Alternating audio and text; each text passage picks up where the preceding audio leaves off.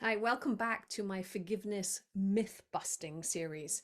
This is number 5, and I also have been referring to this series as "You want me to what?" because most people have a bit of a reaction when someone talks about forgiveness. I'm trying to rebrand forgiveness as something that is an essential mental and emotional well-being practice. You don't have to be spiritual to be able to forgive somebody. But if you are spiritual, if you're on a spiritual personal development path, then you'll know that forgiveness actually is a key skill, probably the most important master spiritual practice. And if you're not on a spiritual path, then it's a master secular ethics practice, a master well-being practice for your mental and emotional health, not to mention your relationships, which is usually what forgiveness is all about. It's usually breaches in your expectations of somebody else's behavior.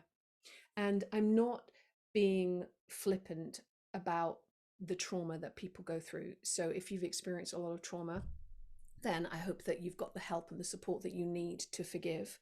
And it's quite likely that you don't, because forgiveness is really poorly taught, it's misunderstood. There's even lots of information out in the world which I really wish was not out in the world, and that's really what I'm trying to do with my myth busting series, is to counter some of that information and give you hopefully other helpful good information.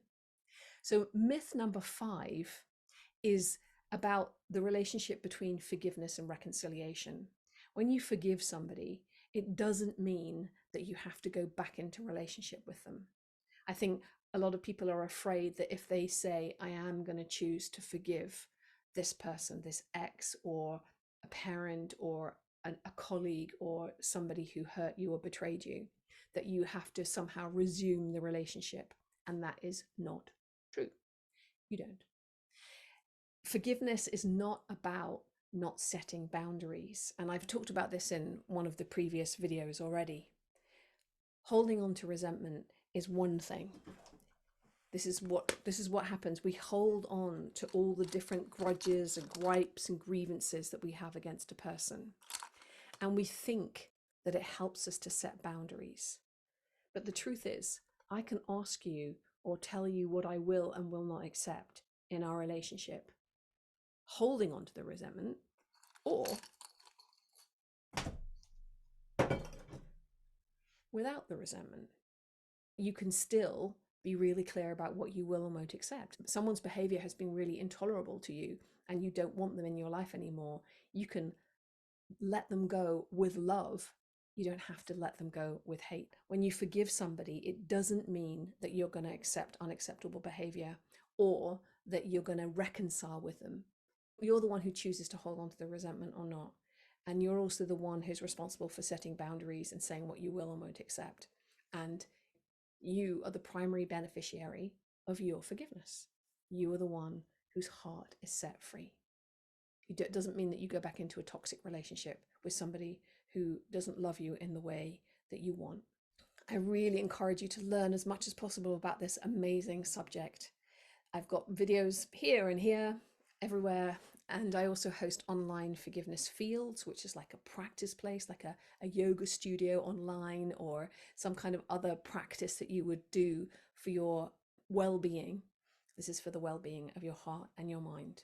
This is for the well-being of your relationships, and it's for the well-being of the world. I really believe that when we learn to forgive, when we choose to forgive, our forgiveness is an act of amnesty for the whole of humanity. And when you forgive, you make your heart a garden of peace, and that helps to create a world at peace. And I really truly believe that the best hope we have of creating peace in the world is for each of us to start doing the work in our own hearts. I can't do anything about the political situations that are beyond my personal power, but I can be in charge of what I choose to keep inside my heart. So I hope this inspires you, helps you, supports you. And if there's anything that I can do, please be in touch via social media or whatever. And I hope to see you in a forgiveness field or to work one-to-one with you if that's something that you need. Thank you.